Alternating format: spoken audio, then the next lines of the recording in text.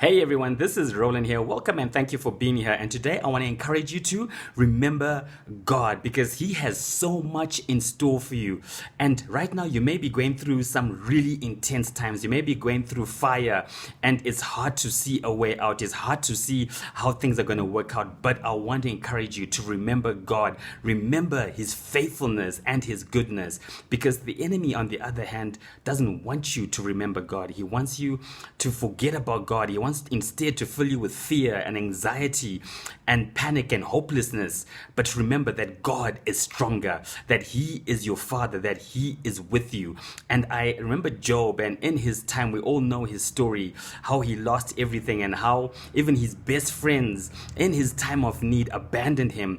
But Job, in the midst of all this, in Job 19, verse 25, he said, "For I know that my Redeemer lives." Job remembered God, and we know the rest of his story. God restored what the enemy had taken, and God restored it 100-fold. And this is the God we serve. And that is my encouragement to you. Don't give up hope. Don't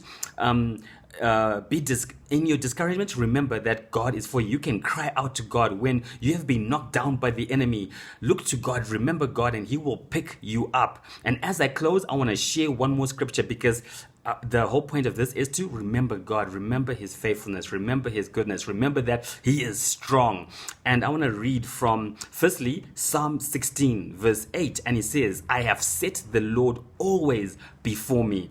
Because He is at my right hand, I shall not be shaken." So always put God before you in everything that you are going through, in everything that you are doing. Remember God. And then the last scripture, which I love the scripture because it is such a strong scripture, and it says in Psalm 18 verse 1 up to 3, it says, "I love you, O Lord, my strength. The Lord is my rock and my fortress and my deliverer, and my God, my rock, in whom I take refuge, my shield and the horn of my salvation, my stronghold." I love that.